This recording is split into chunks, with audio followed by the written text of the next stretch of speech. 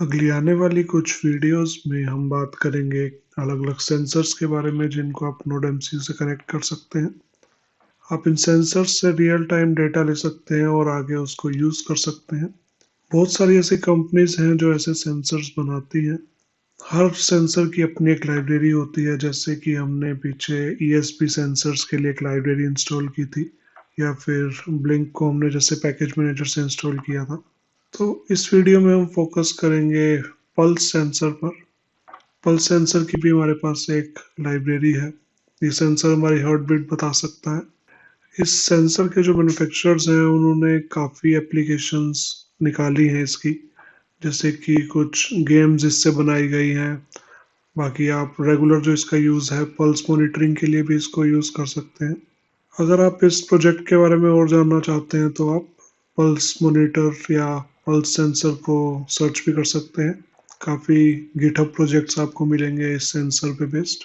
तो सबसे पहले मैं आपको बताना चाहूँगा कि ये जो हमारा सेंसर है ये डिजिटल नहीं है। अब तक हमारे जो सेंसर थे वो डिजिटल थे।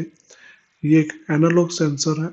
डिजिटल और एनालॉग सेंसर में काफ़ी डिफरेंस होता है, मैं आपको बताता हूँ। हम डायग्राम्स ड्रॉ करते हैं। जो हमारे मॉडर्न कंप्यूटर्स हैं वो 0 और 1 की लैंग्वेज को समझते हैं। हमारे जो पहले डिवाइसेस होते थे जैसे कि दूरदर्शन टीवी के एंटीनास होते थे, वो एनालॉग सिग्नल्स को यूज करते थे। हमारे जो टीवी चैनल जो डीटीएच यूज नहीं करते वो भी एनालॉग सिग्नल्स को यूज करते हैं। तो 0 1 के अलावा वहां पे कोई वैल्यू हो सकती है हमारी 0 से 255 लेट से एग्जाम्पल है। इसके अलावा ज़्यादा भी हो सकती है। तो इसको हम एक ग्राफ पर प्लॉट करते हैं। हमने एक्स एक्सिस पे टाइम लिया है, वाई एक्सिस पे हमने वोल्टेज ली है। 0 और 1 0 1 अगर हमारे पास एक ऐसा सिग्नल है, मान लीजिए हम इसको प्लॉट करना चाहते हैं ग्राफ पर, तो हमारी वेव ऑफ है, फिर वो एकदम से 1 हो गई, फिर वो ऑफ, फिर वो ऐसे ऑन हुई। तो हमारे जो डिजिटल सिग्नल की वेव है वो कुछ ऐसी बनती है। मान लीजिए हम एनालॉग सिग्नल को प्लॉट करना चाहते हैं तो हमारा ग्राफ थोड़ा सा डिफरेंट होगा। हमारी जो वैल्यूज हैं वो डिस्क्रीट नहीं रहेंगी। जैसे साउंड वेव्स होती हैं वैसे कुछ भी वैल्यू एकदम से चेंज नहीं होगी टाइम के एक्सिस पे। अगर आप हमारे डिजिटल वाले ग्राफ में देखें तो एकदम से कुछ वैल्यू हमारी, मतलब कोई भी टाइम स्पेंड नहीं हो रहा है, सीधी लाइन जा रही है। थोड़ी सी फिजिक्स की बात करते हैं। ये हमारा एक एनालॉग सिग्नल है और ये हमारा डिजिटल सिग्नल है। एनालॉग में हमारे पास वोल्टेजेस बहुत ही ज़्यादा टाइम के साथ वेरी करती हैं। मान लीजिए हम तीसरे सेकंड की बात कर रहे हैं तो हो सकता है कि हमारी वैल्यू यहाँ पर 43 है और मैक्सिमम मान लीजिए हम 128 मान लेते हैं। कुछ भी वैल्यू हो सकती है। 0 से 255 मैंने सिर्फ एक एग्जांपल लिया है क्योंकि हमारा नोड एमसीयू में इतनी वैल्यूज रहने वाली है। तो मान लीजिए टाइम के साथ इसको चेंज होना है तो एकदम से नहीं ये चेंज होगी डिजिटल की तरह डिस्क्रीटली टाइम के साथ।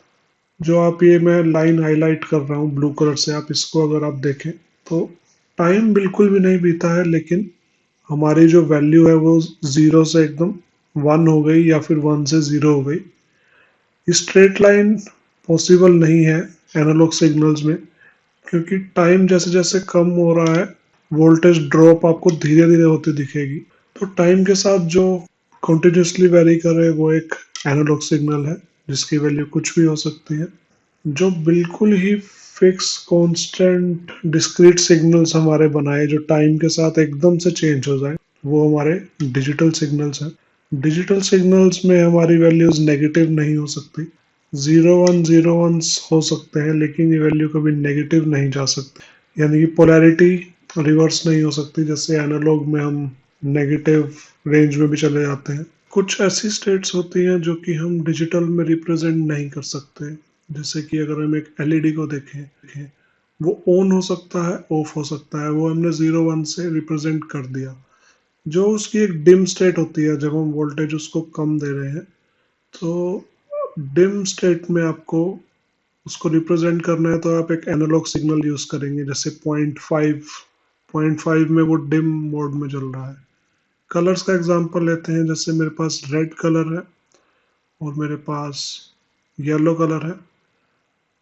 दोनों को मिक्स करके जो हमें सेंटर में ऑरेंज मिल रहा है वो दोनों का एक मिक्सचर है, 50-50 रेशियो है दोनों का। दो कलर्स को हम मिक्स कर रहे हैं, सिर्फ एक कलर नहीं है हमारे पास यहाँ पे। रेड का जैसे 50% है और 50% येलो का भी है। तो ये स्टेट बाइनरी नहीं है, 50-50 हमारे पास है। ना आप इसको जीरो से रिप्रेजेंट कर सकते हैं, ना आप वन से रिप्रेजेंट कर सकते हैं। जैसे कि आप एक डिम एलईडी को रिप्रेजेंट नहीं कर सकते। रो वैल्यूज जो हमारी पल्स सेंसर से आएंगी वो भी कुछ ऐसी ही होंगी, ना वो ऑन होंगी ना वो ऑफ होंगी। वो 0 से 255 के बीच में वेरी करेंगी। नोड एमसीयू में हमारे पास एक पिन है जो कि ऐसे सिग्नल्स को रीड करने के लिए बना है, जिसको हम एनालॉग सिग्नल्स रीड करने का जो। तो आइए इसको हम नोड एमसीयू के लिए कोड करते हैं। आपको टूल्स में मैनेज लाइब्रेरीज में जाना है, जैसे कि अब तक हम करते आए हैं। तो यहाँ पर हमको सर्च करना है pulse sensor. Pulse sensor playground नाम का आपको यहाँ पर एक एक्सटेंशन मिलेगा। आप यहाँ पर लेटेस्ट वर्जन को सिलेक्ट करके इंस्टॉल करेंगे। यहाँ पर हमारे इंस्टॉलेशन कंप्लीट। तो फाइल के अंदर अगर आप अब एग्जाम्पल्स में जाएंगे, आपको बिल्कुल बॉटम पर जाना है। आपको यहाँ पर एग्जाम्पल्स मिलेंगे for pulse sensor. Pulse sensor playground के पूरे ग्रुप के अंदर आपको सारे प्रोजेक्ट जो मिलेंगे वो ऑलरेडी हमें लाइब्रेरी के साथ इंक्लूडेड मिले हैं। गेटिंग स्टार्टेड प्रोजेक्ट मैंने यहाँ पर खोला है। यहाँ पर आपको पिन नंबर इनपुट करना है। पिन नंबर 0 हमारे पास नोड एमसीयू में है, जो कि एक एनालॉग पिन है। मैं आपको शो करता हूँ ये पिन। तो ये है हमारा पल्स सेंसर। बैक साइड में हमारी सारी सर्किटरी है जो कि मेटेलिक है। तो अगर आप इसको टच करेंगे तो सारी रीडिंग मैसअप होगी। और इसके जो ऑफिशियल वेबसाइट पे अगर आप इसको यूजेज का इसका तरीका देखें तो उन लोगों ने हॉट ग्लू गन से एक ट्रांसपेरेंट लेयर बनाई है दोनों साइड पे। कुछ लोग केसिंग खरीदते हैं इसकी। अ, हम इसको अभी ऐसे ही बेयर यूज करने वाले हैं। आप इसके ऊपर अगर आप इसको कंटिन्यूस यूज में रखने वाले हैं रेगुलर, तो आप एक हॉट ग्लू का इसके ऊपर ट्रांसपेरेंट लेयर रख सकते हैं। कलर कोडिंग हमारी वायर्स की नॉर्मल वही रहती है जो हम स्टैंडर्ड यूज करते हैं। जो ब्लैक वाली वायर होती है वो हमेशा हमारी अर्थिंग की या ग्राउंड की होती है। रेड वायर हमारी पॉजिटिव करंट की होती है। और जो तीसरा कलर हमारे पास बच जाता है वो यूजुअली डाटा की होती है। यहाँ पे बिल्कुल वही कलर कन्वेंशन हम फॉलो कर रहे हैं। जैसा कि मैंने आपको अभी बोला है, ये हमें पिन एनालॉग में कनेक्ट करनी है। ये एक एनालॉग सेंसर है। तो नोड एमसीयू पे चलते हैं हम। यहाँ पे हमारे पास सिर्फ एक एनालॉग का पिन है, बिल्कुल लास्ट में। पूरे नोड एमसीयू में सिर्फ एक एनालॉग पिन है। इसके अंदर मैं अपनी डाटा वाली पिन कनेक्ट करूंगा। इसके बाद मेरे पास यहाँ पर दो ग्राउंड और 3.3 वोल्ट के पिंस मुझे यहाँ दिख रहे हैं। 3.3 में मैंने रेड वायर लगाई और यहाँ पे आपको ग्रीन एलईडी जलती हुई दिख रही है। ये हमारी फ्रंट साइड है। तो देखते हैं इसको हम। इसके बाद हमने यहाँ पर एक एलईडी वेरिएबल डिक्लेयर किया है। इसको जब आप कनेक्ट करेंगे उस पिन में तो वो एलईडी जलने लग जाएगी। यहाँ पर एलईडी 13 नाम की एक पिन हमने डिफाइन की है जो कि आउटपुट एलईडी है। ये आपकी मर्जी है अगर आप इस पिन को कनेक्ट करना चाहते हैं कि नहीं करना चाहते। इस केस में हम इसको नहीं कनेक्ट कर रहे, हम डायरेक्टली सेंसर को कनेक्ट कर रहे हैं एनालॉग 1 पे, जो कि एनालॉग की एक इकलौती पिन थी हमारे नोड एमसीयू पे। इसके बाद सेटअप वही फंक्शन है जो फर्स्ट टाइम चलता है। सीरियल पर हमने स्पीड सेट की है 9600 बॉर्ड्स की। इसके बाद एक लूप है जिसके अंदर हमने एक डिजिटल रीड की बजाय एनालॉग रीड फंक्शन कॉल किया है। और हम उस सिग्नल की जो भी वैल्यू आई है उसको हम सीरियल पे प्रिंट कराते जा रहे हैं। फिर हमने एक थ्रेशोल्ड ले ली है कि जब हार्ट बीट इतने से ज्यादा लगे तो एलईडी हमारी ऑन हो जाए। तो हम अपने केस में एलईडी वाला पार्ट स्किप कर रहे हैं हम डायरेक्टली सीरियल पे प्रिंट कर रहे हैं। तो आइए इसको हम कनेक्ट करते हैं अपने लैपटॉप के साथ। इस प्रोग्राम को हम नोड एमसीयू पर बर्न करेंगे। हमारा प्रोग्राम यहाँ पर बर्न हो चुका है नोड एमसीयू पर, और नोड एमसीयू रीस्टार्ट हो चुका है।